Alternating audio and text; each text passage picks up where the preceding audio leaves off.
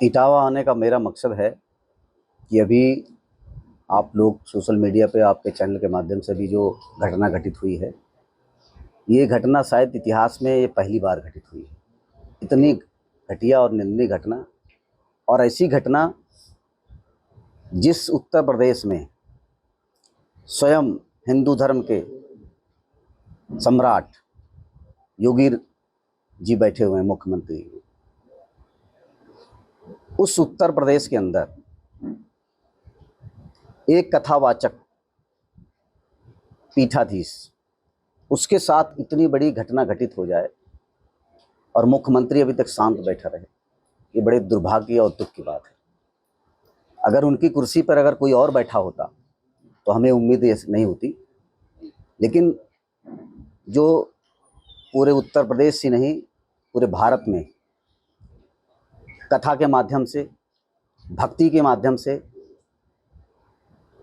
भजन के माध्यम से हिंदू धर्म को जागृत करने के लिए, हिंदू धर्म को बढ़ावा देने के लिए और हिंदू धर्म के विकास के लिए काम कर रहा है, उस उत्तर प्रदेश के अंदर मुख्यमंत्री योगी जी के उपस्थिति में ये घटना घटित हो जाए तो सबसे बड़ी शर्मनाक की बात है। इसलिए मैं यहाँ पर आया हूँ।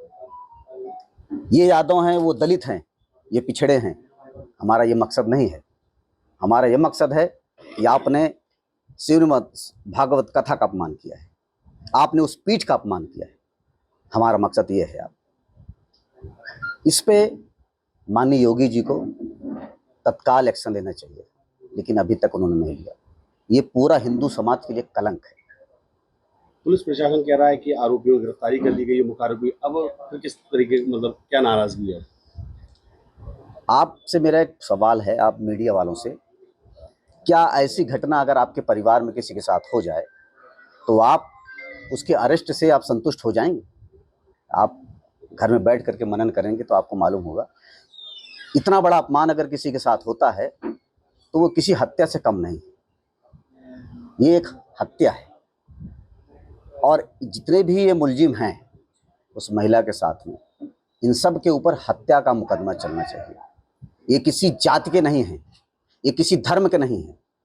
एक समय रावण राज चलता था, उस समय राम ने अवतार लिया था उन राक्षसों का वध करने के लिए। द्वापर में भगवान श्री कृष्ण ने कंस का वध करने के लिए अवतार लिया था। उसी तरह ऐसे राक्षसों को इस समाज से बाहर रखना होगा, नहीं तो ऐसे पीठाधीशों का अपमान सदैव होता रहेगा। अब महिला एक कल पहुंची है इटावा एसएसपी से मिलने, उसने आरोप लगाया कि हमारे साथ अभद्रता की उन्होंने। ये इस को किस तरीके से? आपके यहाँ कथा हो रही है, कथा चल रही है, आप उनको बुला रहे हैं, उनका पूजन कर रहे हैं, उसके पश्चात शाम को आप कहते हैं कि इनको बंदी बना लो, इनका मुंडन कर लो। तरह तरह के शोषण आपने किए, जो मैं शब्द यहाँ पर आपके सामने बोलना नहीं चाहता हूँ। उसके पश्चात पूरे देश की जनता ने आवाज उठाया कि अन्याय, अत्याचार, अन्याय नहीं चलेगा, इस पर सख्त कार्रवाई करो। तो प्रशासन ने उनको अरेस्ट किया। अरेस्ट करने के बाद वो तरह तरह के रंग बदल रहे हैं, वो सब अपने बचाव में रास्ते ढूंढ रहे हैं।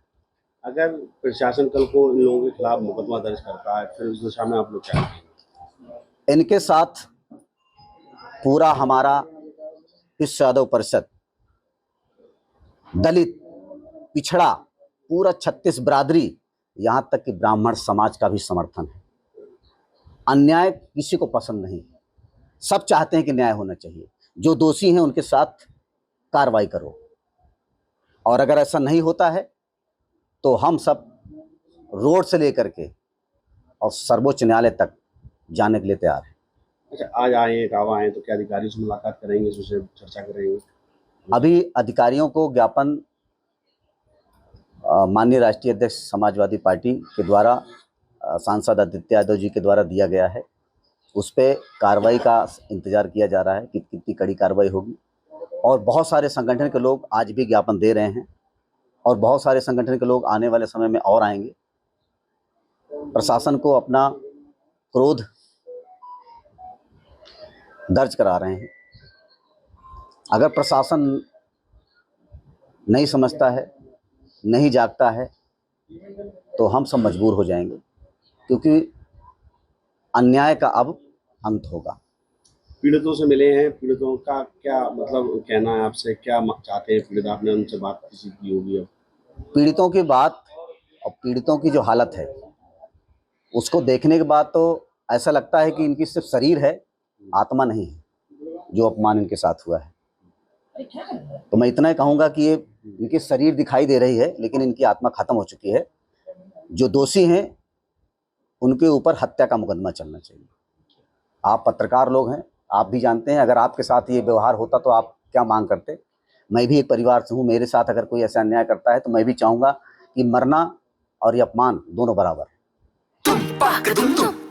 अरे श्रीमती जी कुछ तो सस्ता लो, बचत करो। नहीं श्रीमान जी, सब बढ़िया लो, रहने दीजिए। इसमें क्या खास बात है? थोड़े में ज्यादा स्वाद, यही तो है इसकी खास बात। वाह मामा, क्या स्वाद है। अरे मेरे राजा, राजा और मसाला